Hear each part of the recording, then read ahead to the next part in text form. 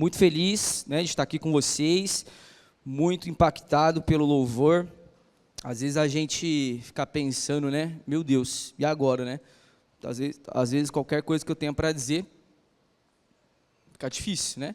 Depois de um momento como esse, mas nós sabemos que nós, enquanto protestantes, somos fiéis à palavra, e a palavra é tudo que nós temos, e a palavra é tudo que nós precisamos. Então agora o Senhor vai falar conosco, assim como Ele já falou através do louvor. Ele falará aos nossos corações através da sua palavra, e o verbo é Cristo encarnado. Então é sobre isso que nós iremos falar, sobre a palavra, amém? O tema do culto de hoje é vencendo o pecado. Então, eu acredito que um tema como esse, por si só, ele já é muito importante. Se existe alguma coisa que nós deveríamos ter enquanto missão, uma das nossas missões principais aqui nessa terra, nessa passagem por essa vida, a nossa peregrinação nessa terra, porque nós sabemos que nós não somos daqui, é nos dedicar na luta contra o pecado. Nós sabemos que Cristo já o derrotou, nós sabemos que o final da história é muito bom, amém? Você crê nisso?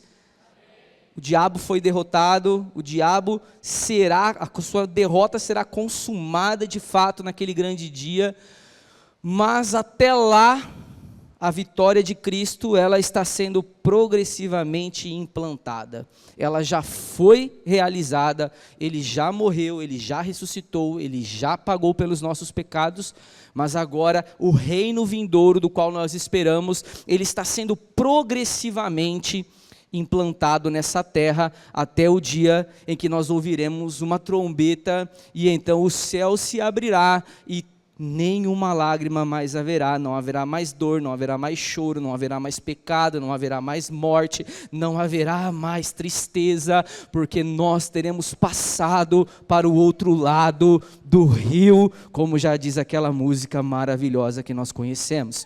Mas até lá, até que Ele venha, ou até que Ele nos chame, nós somos convocados a travarmos essa batalha.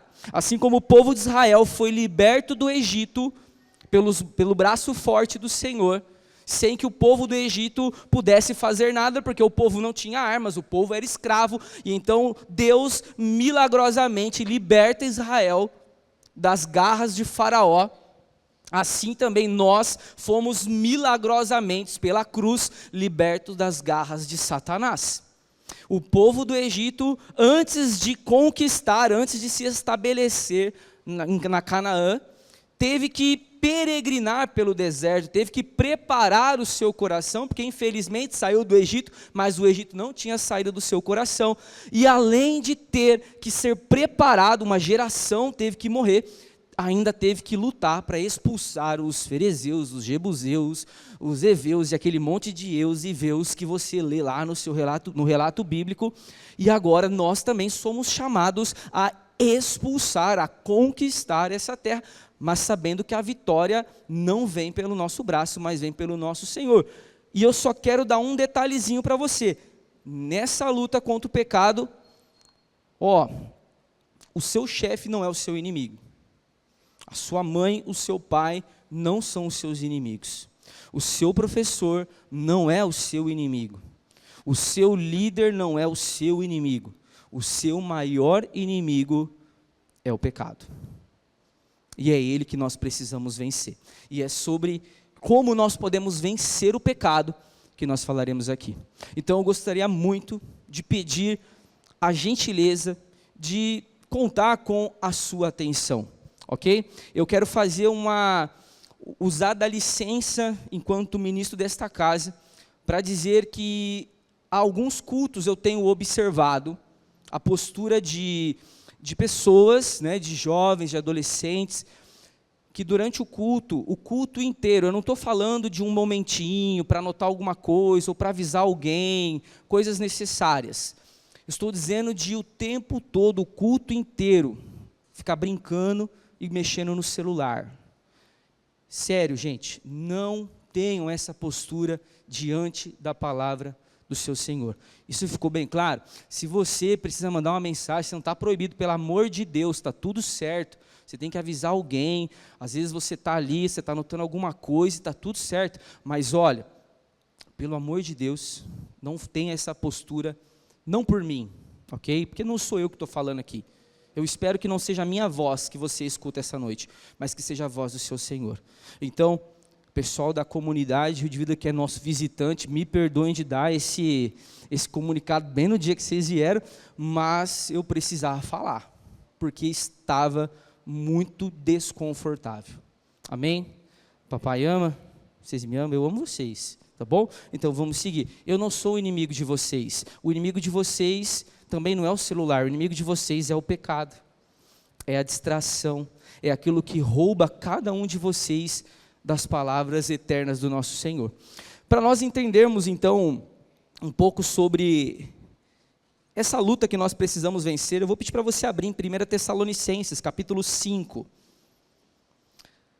verso 23 e 24.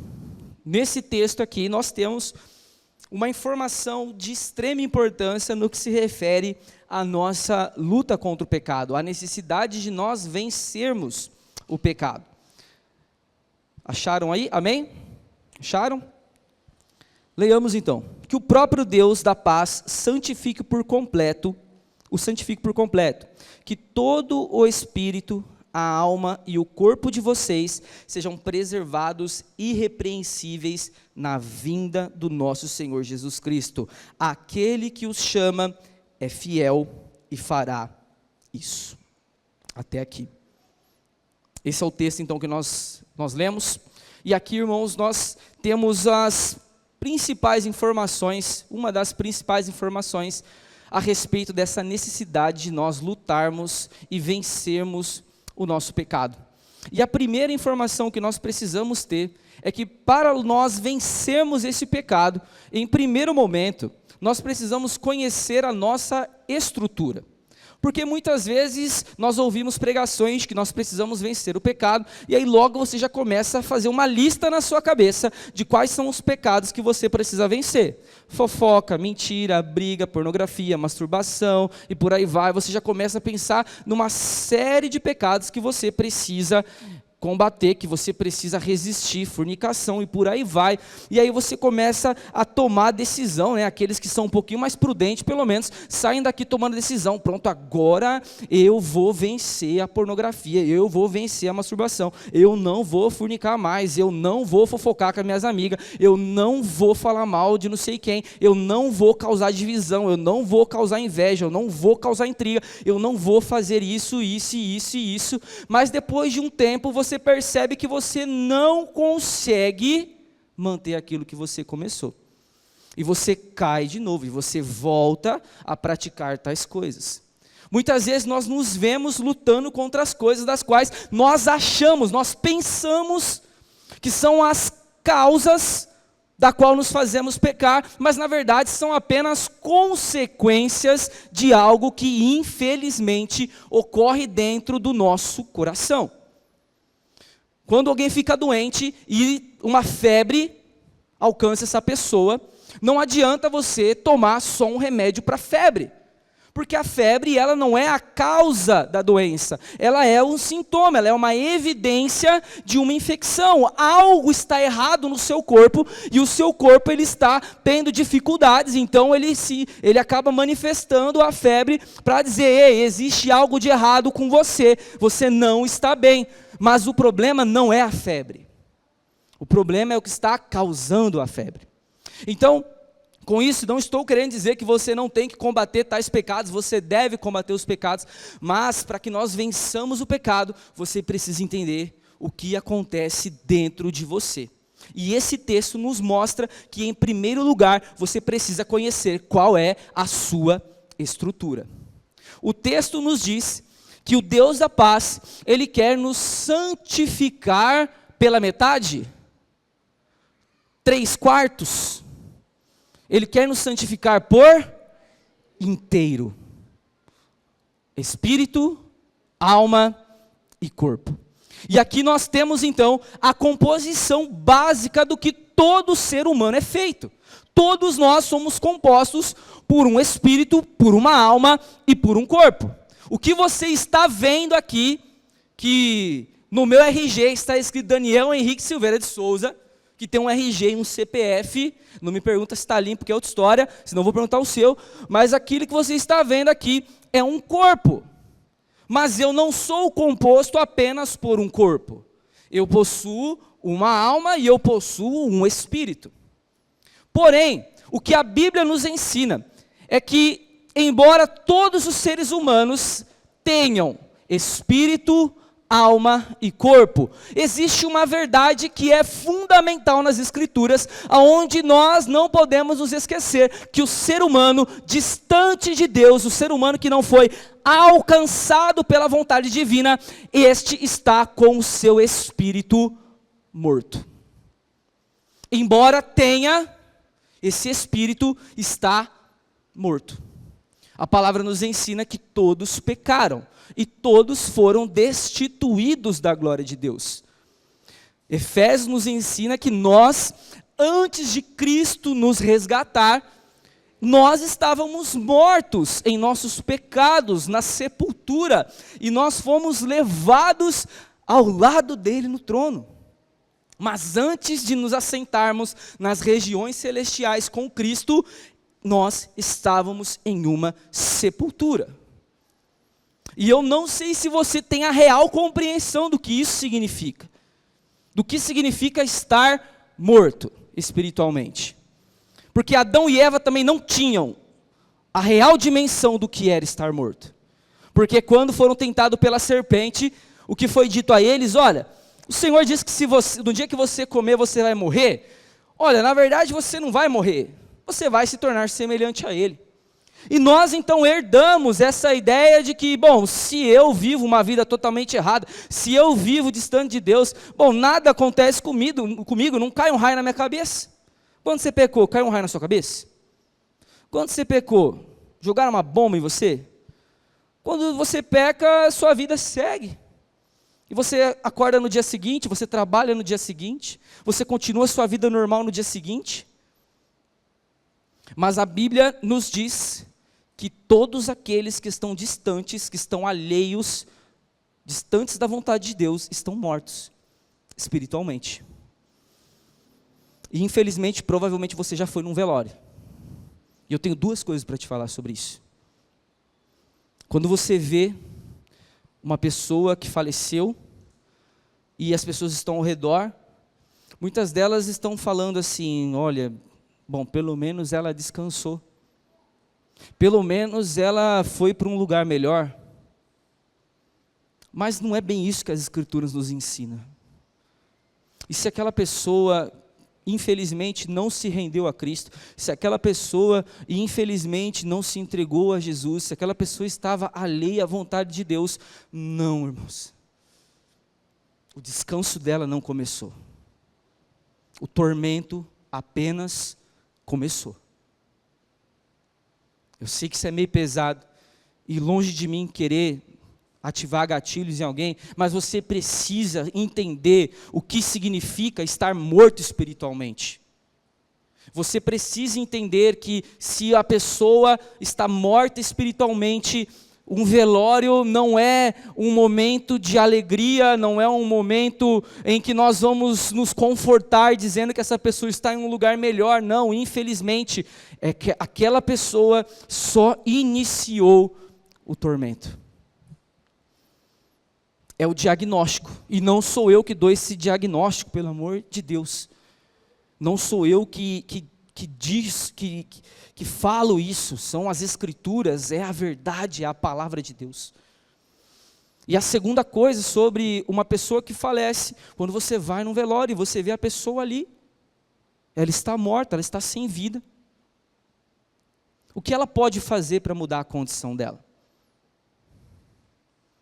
Nada. Nada pode ser feito, porque ela está sem vida. Então logo, se nós estamos mortos espiritualmente, nós estamos fadados, nós estamos sendo direcionados, nós estamos condenados a uma terrível verdade, da qual não há nada que nós possamos fazer por nós mesmos para mudar essa situação. Então, o segundo texto que nós lemos, o Espírito do qual todos os seres humanos possuem, nós precisamos nos lembrar que, infelizmente, os que estão distantes do nosso Senhor estão mortos espiritualmente.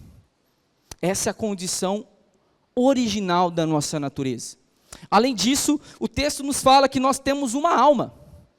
E essa alma, na condição original, na condição natural do ser humano, é uma alma que apresenta muitos problemas. E quando eu falo alma aqui, nós precisamos lembrar que alma, então, é a nossa natureza, é o centro dos nossos desejos, das nossas vontades, dos nossos pensamentos, das nossas emoções. Então, às vezes, quando a Bíblia fala alma, coração, são coisas muito parecidas, ok? Então, quando você vê alma, coração na Bíblia, você já entende que não é coração que está bombeando sangue, não, está bem longe disso. Seu coração bombeia sangue, ele está fazendo o trabalho dele. Mas o que gera em você sentimentos, emoções, vontades, pensamentos, é a sua alma. E segundo Gálatas, capítulo 5, verso 19, nós vemos que o fruto da carne, as obras da carne, as obras da natureza humana caída, é isso que significa obras da carne, são manifestas, ou seja, são conhecidas. E quais são? Imoralidade sexual, impureza, libertinagem, idolatria, feitiçaria, ódio, discórdia, ciúmes, ira, egoísmo, dissensões, facções, inveja, embriaguez, orgias e coisas semelhantes, da quais eu os advirto e já vos adverti, que aqueles que praticam estas coisas ou coisas semelhantes não herdarão o reino de Deus. Então logo nós estamos num grande problema, se nós estamos distantes e alheios do nosso Senhor Jesus, porque o Espírito está morto, e a nossa vontade, os nossos pensamentos, nossas emoções, a nossa alma, está completamente deturpada, está completamente distorcida. Então agora você começa a entender o porquê eu falei que não adianta você sair daqui só querendo combater pecados específicos. Você precisa entender que algo de muito errado existe dentro de cada um de nós. E não importa o quanto tempo você seja crente, não importa se você é da comunidade Amor e Graça, não importa se você é da comunidade Rio de Vida, não importa se você é da presbiteriana, da Assembleia de Deus, da Batista, não importa a placa da sua igreja, não importa qual vertente, se você é pentecostal, se você é reformado, se você é arminiano, se você é calvinista, não importa, existe um problema dentro de cada um de nós, que nós não conseguimos resolver por nós mesmos. E esse problema é a raiz. Muitas vezes nós estamos tentando arrancar o fruto, como nós vimos aqui, os ciúmes, a briga, a facção, a dissensão, a bebedice, a orgia, tudo isso é o fruto do nosso pecado, mas existe uma raiz, existe um tronco, existe algo dentro de mim, de você, que se nós não entendermos que precisa ser combatido, nós continuaremos arrancando frutos, e outros frutos continuam a aparecer, porque a raiz não foi tratada, a nossa alma, o nosso espírito continua doente. É isso que a Bíblia nos ensina. E o corpo, que é a última parte do ser humano, está totalmente condenada à morte também. Nós vemos no relato de Gênesis, onde Deus disse, olha, viverá o homem para sempre? Após ter pecado?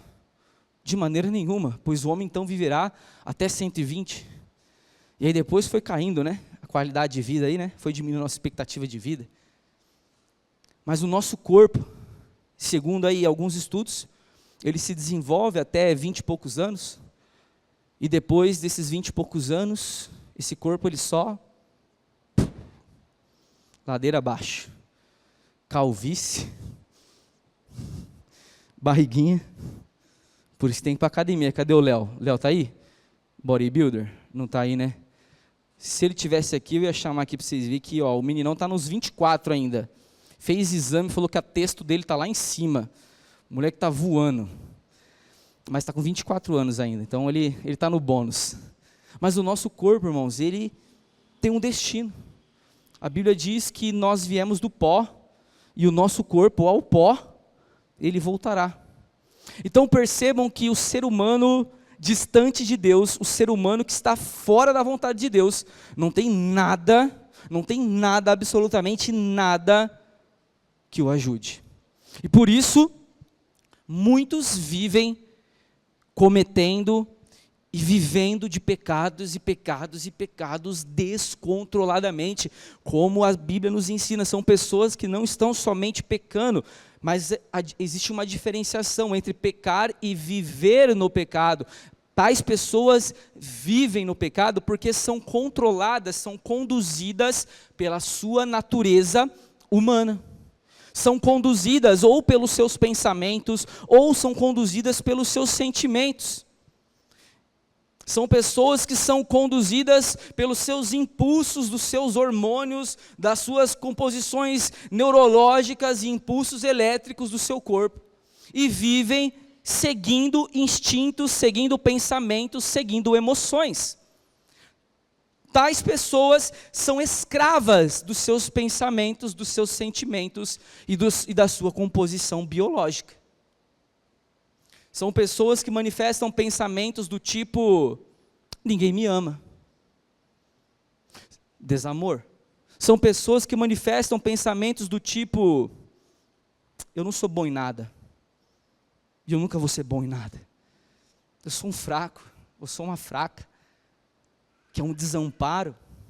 E tudo que essas pessoas fazem é enviesado por esse caminho. Elas se relacionam com as pessoas, elas se relacionam no trabalho, elas se relacionam na igreja, elas se relacionam com tudo com base nessas crenças de que ninguém me ama, de que eu não sou bom em nada,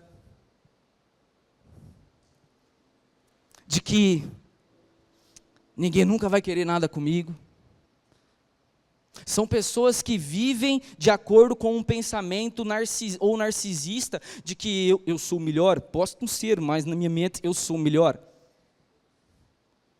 E possuem uma necessidade enorme de aprovação, de reforço da sua personalidade. E não conseguem sair das facções, e por conta desses pensamentos de desamor, desvalor, desamparo, narcisismo, acabam gerando facções, dissensões, brigas, discórdias, angústias. Pessoas que são guiadas pelos seus sentimentos, e aí você pode pensar no divertidamente inteiro: medo, raiva, alegria, ansiedade, tristeza, e aí ora a pessoa está feliz, ora ela está triste, ora ela está ansiosa, ora ela está entediada, ora ela está com raiva, ora ela está... E aí a pessoa ela é uma montanha russa, e aí ela causa briga, ela causa dissensão, ela causa divisão, ela causa todas essas obras da carne. Pessoas que são guiadas somente pelos seus impulsos biológicos, fome, sede, necessidade de sexo, e aí a pessoa ela causa orgias, ela causa glutonaria, ela causa embriaguez, porque o problema em si é a embriaguez, mas na verdade o que causa a embriaguez é o domínio da natureza humana. Vocês estão entendendo? Amém? Glórias a Deus. E é exatamente isso que nos impede de vencermos o pecado. Porque, infelizmente, eu estou falando de pessoas que estão dentro de igrejas, ainda não entenderam que os seus pensamentos, as suas emoções, a sua vontade biológica não deveria comandar quem você é ou o que você faz. Porque o texto nos diz que é da vontade do Deus da paz nos santificar por inteiro. É da vontade de Deus. E se Ele nos chamou, Ele irá realizar. Então aqui nós temos como vencemos o pecado. Porque o homem natural jamais seria capaz de vencer. Se nós estamos, e enquanto eu estou aqui pregando a palavra, a vontade e o desejo do meu coração é que você esteja analisando o seu espírito, porque eu não julgo ninguém, nós não julgamos a ninguém, nós pregamos a palavra. E como diz o apóstolo, cada um analise a si mesmo. É para isso que serve. A palavra, ela é um espelho. Eu não estou denunciando ninguém. Eu estou diante de cada um de vocês. E eu nem deveria estar olhando vocês, porque diante de mim há um espelho.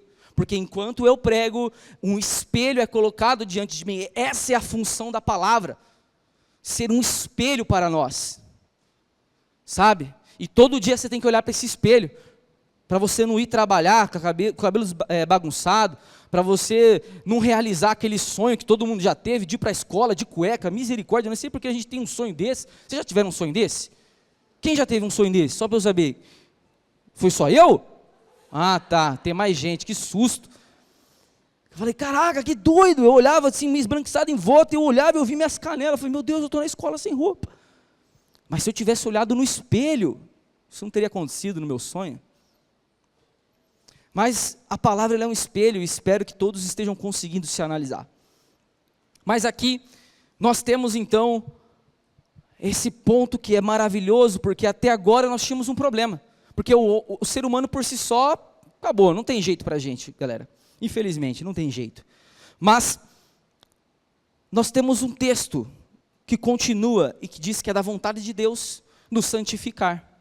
Então olha só, agora nós começamos a entender, após olharmos para a nossa estrutura e vermos que não existe salvação em nós, agora nós olhamos para Deus. E entendemos que é da vontade dEle transformar toda essa realidade negativa, toda essa condenação de morte, toda essa condenação da qual eu e você não temos como nos livrar, em um diagnóstico positivo. Porque é da vontade dEle nos santificar por inteiro, espírito, alma e corpo. E a nossa santificação, o nosso processo de entrada nessa terra prometida, começa a partir do momento em que Ele nos vivifica. Como o texto que nós citamos de Efésios, estávamos mortos, mas Ele nos deu vida. Engasguei com o cuspe, que nem fala o pastor. Nós estávamos mortos, mas Ele nos deu, me ajuda, vida. Foi Ele que te deu vida, foi Ele que me deu vida. Eu, enquanto morto espiritualmente na minha condição, nada poderia fazer, mas então Ele me deu vida. E o Espírito que antes estava morto, que antes era inimigo, que antes estava afastado, esse Espírito agora possui paz com Deus, como nós cantamos aqui. Aquele fio que se rompeu da minha alma até a Deus, o sangue santo costurou Cristo em suas linhas de amor. Cristo costura aquele fio que havia sido rompido entre o ser humano, entre a humanidade e Deus, e agora, como está escrito em Romanos, que o justo viverá pela fé. Justificados, pois, então, pela fé, nós temos o quê? Paz com Deus. Paz.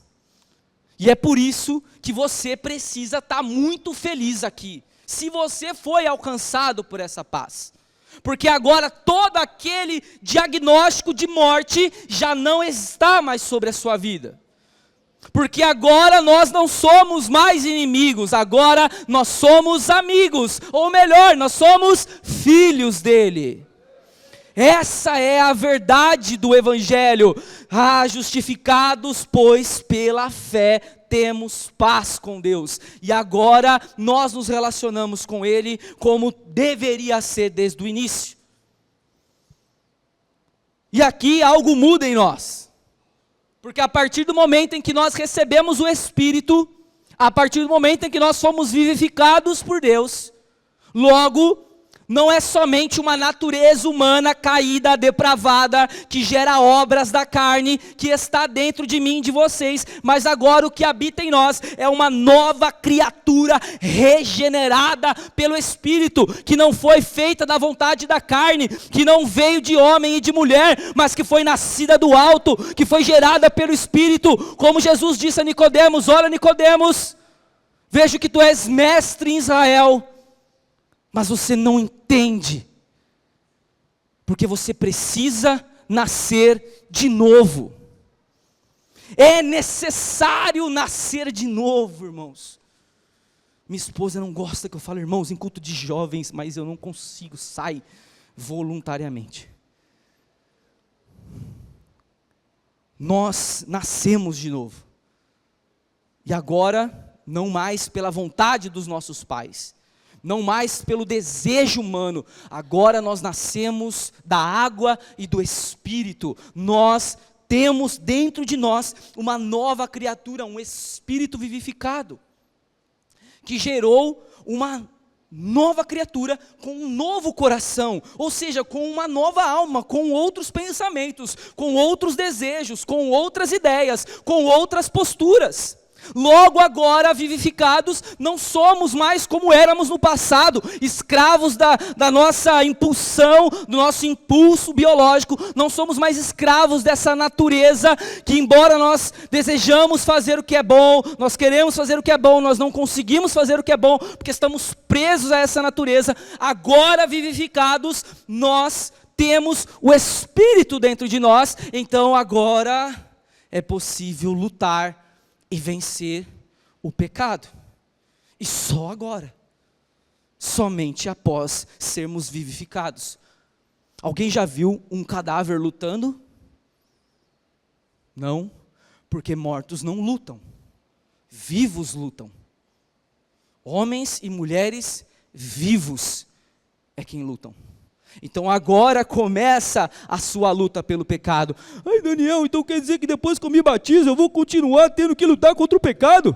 É agora que você tem que lutar contra ele, porque antes dele te alcançar, você nem estava lutando, você estava morto, cara. Agora é que começa. E tem gente que fala assim: eu não vou batizar, porque senão eu acho que eu não estou pronto, eu estou pecando. Você não entendeu ainda, que se você está tendo a consciência de que está pecando, é porque alguma coisa já começou a ser gerada dentro do seu coração. Porque você acha que um ser humano distante de Deus está se preocupando na festa com quantas latinhas, ou com quantas mulheres, ou com quantas coisas, sei lá o que ele põe na boca? Ele está se orgulhando disso, ele não está envergonhado disso. Como muitas vezes nós erramos e nós sentimos uma vergonha que nós não sabemos aonde queremos nos enfiar. Nós temos dificuldade de escrever ali qual que é a nossa luta. Às vezes você nem escreveu o que de fato você está lutando, porque você está com vergonha do que você fez. E se você está com essa vergonha, olha, não deve ser só moralismo religioso, é porque às vezes tem um espírito aí dentro de você, que está dizendo: ó, para de fazer essa palhaçada aí. É uma luzinha que está piscando na sua vida. Porque agora você não é mais escravo das suas vontades, você não é mais escravo dos seus sentimentos. Agora existe um espírito dentro de você, o qual clama: Abba Pai, Paizinho. É a profecia, é o cumprimento da profecia de Ezequiel. Eu lhes darei um coração novo e porei um espírito novo no interior de vocês. Tirarei de vocês um coração de pedra e em troca darei um coração de carne. Porei o meu espírito no interior de vocês e os levarei a agir segundo os meus estatutos e a obedecer fielmente às minhas ordenanças. Vocês habitarão na terra que hei de dar aos seus antepassados. Vocês serão o meu povo e eu serei o seu Deus. É o cumprimento da profecia de Ezequiel, o novo nascimento, que foi possível graças à morte do nosso Senhor. O problema é o que está te comandando agora, porque se antes você não tinha opção, Antes era só a sua carne caída mesmo, o seu coração derrubado mesmo. Antes era só os seus impulsos biológicos e físicos, mas agora não é só isso que tem dentro de você. Agora existe um espírito. E o que você está ouvindo? Você está dando vazão, você está dando ouvidos ao quê? Aos pensamentos do seu coração corrompido. E você continua fazendo tudo de acordo com a sua crença de desamor. Não, ninguém me ama.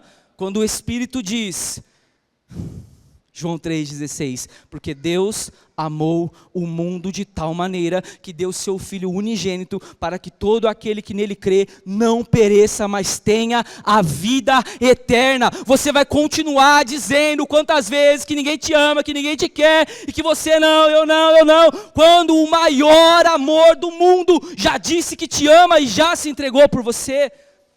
Você vai continuar tendo o Espírito Santo habitando no seu coração e dizendo que Ele não te ama. Não faz sentido.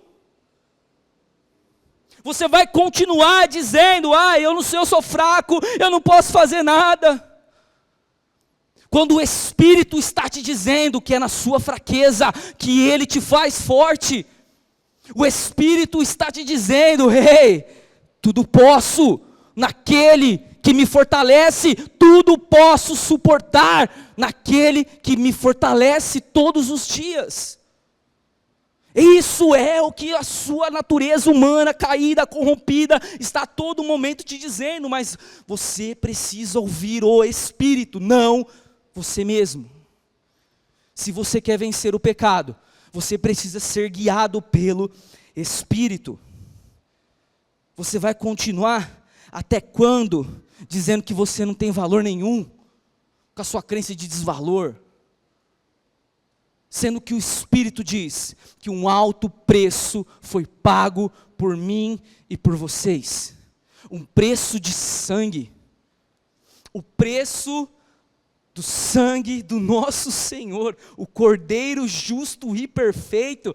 Ele pagou o preço, Ele te resgatou, Ele te redimiu, Ele te comprou. Tudo que você imaginar, você estava condenado, Ele te justificou. Você era um escravo e Ele te comprou.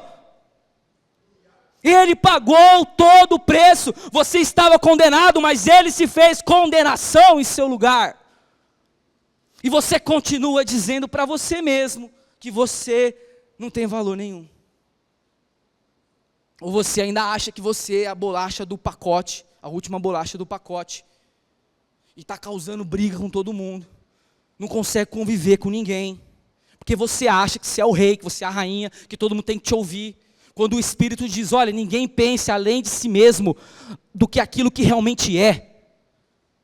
Se alguém deve se gloriar em alguma coisa, glorie-se, pois, na cruz de Cristo, não em si mesmo. Mas nós continuamos dando ouvidos a nós mesmos. Nós continuamos vivendo de acordo com os nossos pensamentos. Se acorda feliz, seu dia é maravilhoso. Se acorda triste, você faz o dia de todo mundo triste. Se acorda com raiva, você inferniza todo mundo. Sai desse automático, você possui o Espírito. Se você possui o Espírito, olha, Paulo vai dizer aos Colossenses, olha, se vocês foram realmente vivificados, olha, pensem nas coisas que são do alto, se é que vocês foram realmente alcançados. Mas não, nós continuamos dentro das igrejas, vivendo e escutando meus pensamentos, meu medo, eu não vou pregar porque eu tenho medo. Você fala que tem medo, mas o Espírito diz que foi colocado dentro de você um espírito de ousadia e não de covardia. Você continua dizendo que sente muita raiva, mas o Espírito diz, irai-vos, mas não pequem. Você continua dizendo que sua alegria é momentânea, mas o Espírito diz que ao olhar para Ele, a sua alegria ela é completa. O problema é que nós não damos ouvidos ao Espírito. Minha esposa é psicóloga, e eu falei para ela que eu ia falar um negócio aqui. Então, tudo bem, se você vai no psicólogo, está tudo certo, ok? Mas é o seguinte, o máximo que um psicólogo consegue fazer é te ajudar a controlar a sua natureza humana, a melhorar um pouquinho. Só que o Evangelho não te chama a melhorar, o Evangelho te chama para crucificar a sua natureza. A sua natureza humana, ela é crucificada. E se você está usando o seu psicólogo como uma forma de ajudar a crucificar essa natureza aí, tá bom? Continua. Está tomando remedinho? Toma remedinho, tá bom? Tá tudo certo. Não para de tomar o não clorazepam, sei lá como é que fala, né? O Depaquene, quem toma aí, misericórdia, né? Tô brincando. Não para não, tá tudo certo. Mas esses mecanismos não servem para crucificar a sua carne, para matar a sua carne. Somente o Evangelho é que pode fazer isso. Somente o Espírito que habita dentro de você é que pode matar a sua carne. O problema é que você não cuida dele. E eu encerro aqui, que o tempo já foi. O problema é que nós não cuidamos. Nós não damos ouvidos ao Espírito que habita em nós. Nós não cuidamos dessa nova natureza que habita em nós. Porque essa nova natureza, olha só o termo, é um novo nascimento. E como um novo nascimento, essa nova criatura dentro de você, ela precisa ser cuidada. Vocês acham que um bebê nasce forte, grande e autônomo? Óbvio que não. Nós nos tornamos jovens, adultos, fortes e autônomos porque um dia alguém cuidou da gente. Porque um dia alguém pegou a gente no colo, fez a gente dormir. Porque um dia alguém deu banho, porque um dia alguém deu comida, porque um dia alguém nos trocou, alguém nos vestiu. Mas chegou um momento em que você não precisou mais de ninguém para te dar de comer, para te dar banho, para te vestir, para te sustentar. Só que você recebeu do Espírito uma nova criatura, da qual você não cuida, da qual você não guarda, da qual você não escuta. E por isso você continua perdendo batalha após batalha e continua vivendo de pecado após pecado, porque a vitória já foi conquistada. Ele já nos vivificou, aqueles que foram alcançados por Ele. Só que o processo de santificação não é uma via de mão única. A salvação é uma via de mão única. Ele te salvou e ponto final. Mas o processo de santificação, no qual nós vencemos o pecado que habita em nós e que nos rodeia, esse é um processo de uma via de mão dupla. Aonde Cristo, aonde Deus nos vivifica, melhor dizendo, mas nós precisamos fazer aquilo que Ele nos pede. Nós precisamos ouvir a sua voz. E aqui eu não estou falando de salvação, não é salvação por obras. Eu acho que você já entendeu o que eu estou querendo dizer. E aí nós temos Provérbios. Provérbios capítulo 4, verso 23. Que todo mundo conhece. Acima de tudo que se deve guardar, guarda o seu coração. Guarde o seu coração, porque dele procede todas as fontes da sua vida. Mas e agora você pode estar se perguntando, o Daniel falou até agora que o meu coração tem um probleminha, o Daniel falou até agora que o meu coração, minha alma, tudo mais aí, ela tem frutos errados, e aí eu li no profeta Jeremias que o coração do homem é enganoso, e agora eu estou lendo que deve guardar o meu coração, tirar o texto bem na hora que eu ia ler, e aí estão dizendo agora que eu tenho que guardar o meu coração, e agora o que eu faço com o meu coração? Ele é enganoso, eu guardo, o que eu faço com esse coração? Ei, jovem, mancebo, o coração do qual você precisa guardar é o novo coração que Deus te entregou no seu novo nascimento. Porque realmente o coração do homem, o coração em sua condição original é o coração enganoso. Então não siga o seu coração, está errado esse negócio aí, hein? Siga a voz do Espírito, porque está dizendo que do seu coração procede, se origina a vida. Muda por favor. Afaste da sua boca as palavras perversas, fique longe dos seus lábios a maldade. Olhe sempre para a frente, mantenha o olhar fixo no que está diante de você. Considere a verdade que seus pés tomam e seja firme em todos os seus caminhos. Não se desvie nem para a direita nem para a esquerda. Afaste os seus pés da maldição. E aqui então Salomão nos ensina como guardar então o nosso coração. O que nós deveríamos estar fazendo para guardar o nosso coração. Provérbios 4, 23 até o verso 27.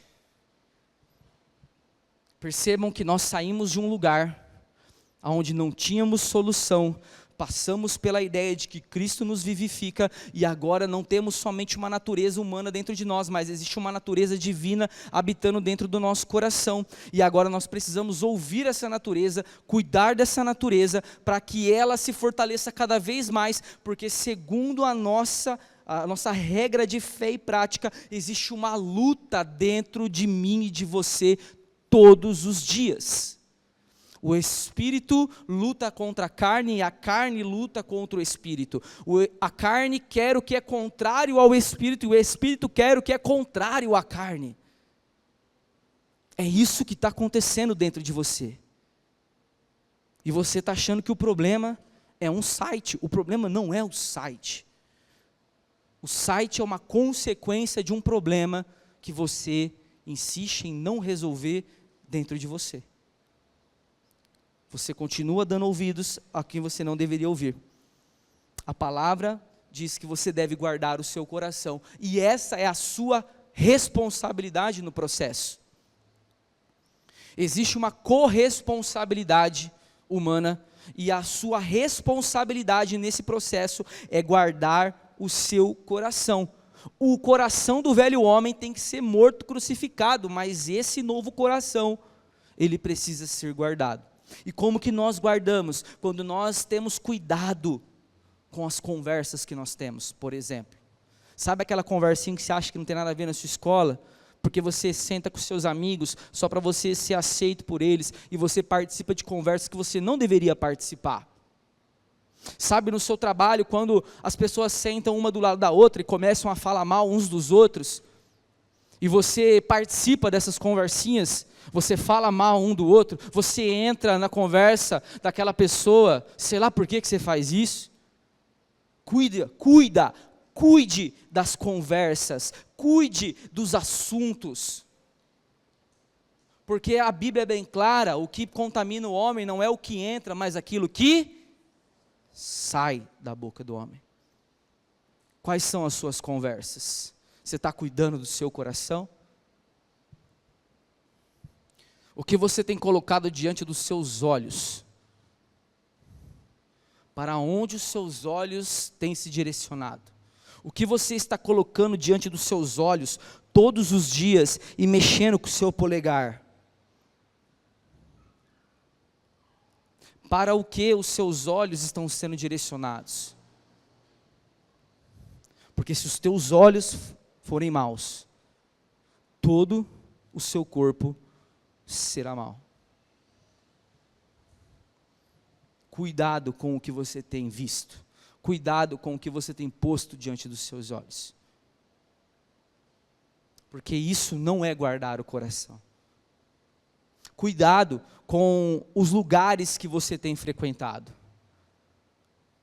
Ah, mas Jesus andou com os pecadores. Jesus andou com a prostituta, Jesus chorou, Jesus fez tudo aí, né? Mas ele também subiu numa cruz. É para lá que você está indo? Você está indo para a cruz? Você está indo para esses lugares para quê?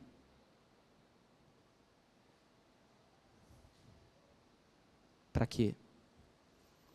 Jesus tinha uma natureza divina, muito forte inclusive. Ele falava assim, ó, luz, e puf, luz. Ele falava assim, ó, terra seca, e puf, terra seca. O cara era bom, o cara era embaçado. Agora, você não está segurando, desculpa, está gravando, né? Mas você não segura nenhum pum na sua barriga. Você vai segurar o quê da sua carne? Em alguns lugares. Então, cuidado os lugares que você frequenta. Se você não tem maturidade para estar em alguns lugares, se afaste deles.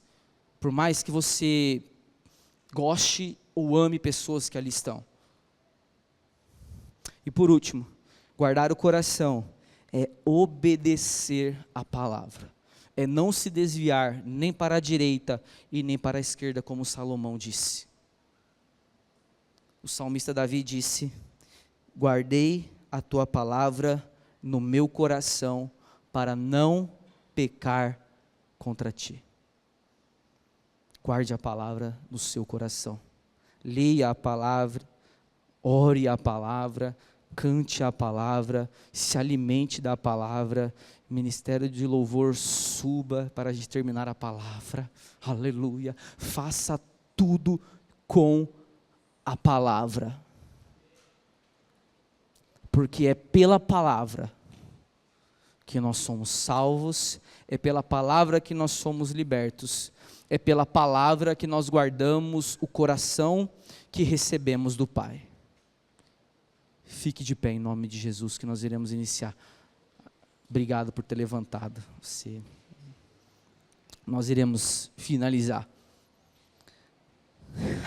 Mas agora, antes de finalizar,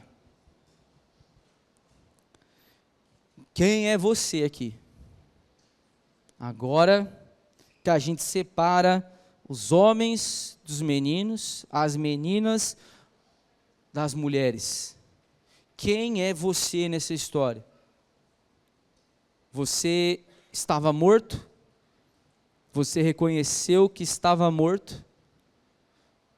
Você entendeu que o seu espírito estava morto e você estava vivendo somente de acordo com os seus pensamentos, vivendo somente de acordo com as suas emoções, vivendo de acordo somente com os seus impulsos biológicos.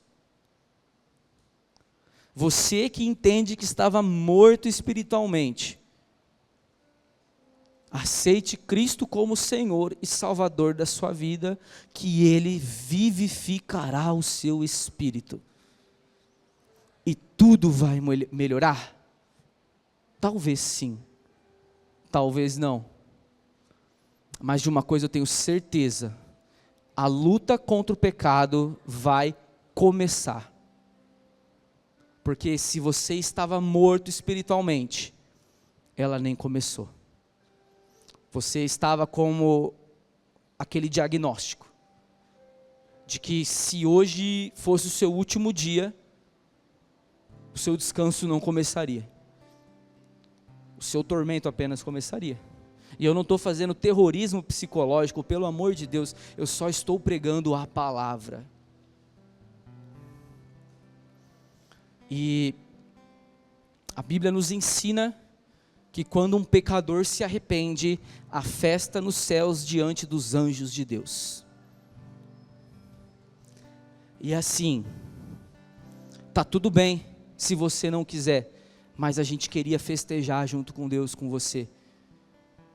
Nós temos alguém aqui que reconhece que estava morto e que deseja receber o Senhor Jesus Cristo como Senhor e Salvador da sua vida e começar essa batalha, essa jornada junto com uma família, com um povo, com a igreja. Nós temos alguém que porventura quer tomar essa decisão hoje?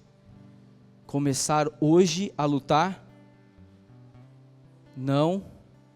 Todos aqui estão plenamente convictos da sua salvação. Amém? Dou-lhe uma, dou-lhe duas, dou-lhe três, tudo certo? Amém, glórias a Deus. Tem festa do mesmo jeito. Jesus está feliz com a gente. Amém? Mas também nós temos pessoas que infelizmente não estão dando ouvidos então a esse Espírito. Foram vivificadas por Ele, receberam o dom da vida, mas continuam vivendo como se não fosse necessário ouvir esse Espírito. Dia após dia estão vivendo pelos seus sentimentos, dia após dia estão vivendo pelas suas vontades, dia após dia estão vivendo pelas suas emoções, e quer receber uma oração, porque a Bíblia nos ensina que nós devemos orar uns pelos outros, e não é sensacionalismo, não é para deixar o culto mais bonito, não, é porque nós estamos cumprindo esta verdade. Orem uns pelos outros. Se você é essa pessoa, você pode vir aqui, que nós vamos orar por você.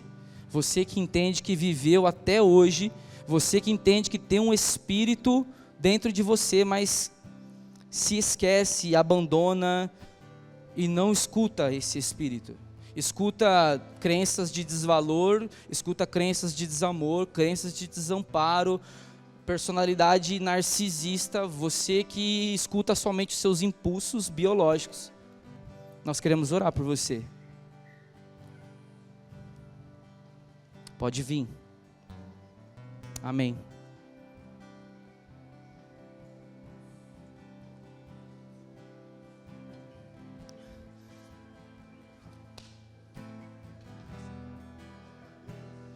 Glória a Deus. Mais alguém? Reconhece? Amém? Amém? Amém, glórias a Deus. Tem uma música que diz assim: uma chance igual a essa talvez eu não tenha mais. Não desperdice as suas chances. Se você quer fazer morrer a sua carne e viver o Espírito, não desperdice as suas chances. Você que já foi vivificado, você que às vezes ouve o Espírito, às vezes não, mas está esquecendo de guardar esse Espírito. Você tem tido dificuldade, cara, de controlar o que você está conversando. Você está tendo dificuldade de controlar o que você está vendo. Você está tendo dificuldade de largar lugares que você já deveria ter saído há muito tempo. Você está tendo dificuldades de se alimentar da palavra. Eu também quero orar por você.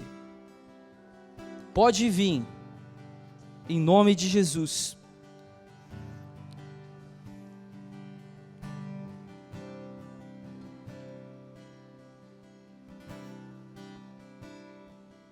Pastor Alessandro, pastora Deise, líderes, colíderes, galera da preparação, os campos estão prontos. Os campos estão prontos. Feche os seus olhos. Feche os seus olhos. E você que achou necessário não tomar a decisão, tá tudo bem com você. Estenda suas mãos para cá e ore por essas pessoas.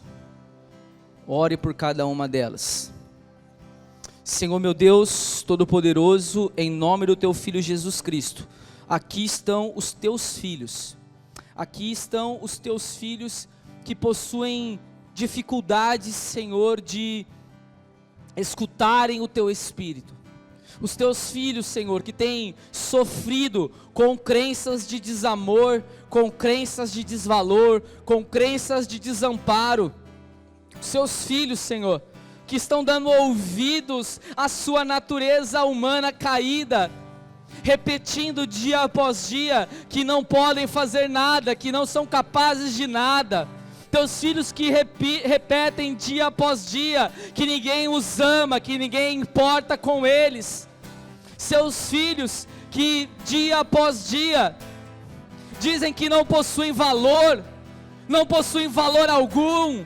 Seus filhos que acham que precisam ser reconhecidos, seus filhos que acham que precisam ser vistos. Aqui estão os seus filhos que têm dado vazão às suas emoções, tem dado vazão à raiva, tem dado vazão ao medo, tem dado vazão à tristeza, tem dado vazão a uma alegria vazia do Senhor, tem dado vazão à ansiedade, tem dado vazão ao tédio, tem dado vazão a tantos sentimentos que têm regido e controlado as suas vidas. Aqui estão os teus filhos que têm dado ouvidos aos seus impulsos fisiológicos, biológicos, e não têm conseguido lutar contra o pecado. Aqui estão os teus filhos que não têm conseguido guardar o coração, que têm dificuldades de se afastar de lugares, têm dificuldades de se afastar de pessoas das quais elas deveriam já ter se afastado. Os seus filhos que têm tido dificuldade, Senhor, de cuidar das suas conversas, que têm tido dificuldade de assumir posicionamentos nos seus círculos de amizade. Os teus filhos que têm tido dificuldade, Senhor, de tomar cuidado com aquilo que está diante dos seus olhos, com aquilo que tem colocado, que tem se alimentado todos os dias, que os seus olhos têm visto, vícios de pornografia, vícios de masturbação. Senhor, nós queremos clamar a Ti, que o Senhor venha com liberdade sobre este lugar, que pessoas sejam libertas dos seus pensamentos, das suas emoções, sejam libertas dos seus impulsos, sejam libertas da sua natureza humana caída, e passem a ser guiados pelo Espírito de Deus, o Espírito de Deus que clama: Abba Pai, Paizinho, o Espírito de Deus.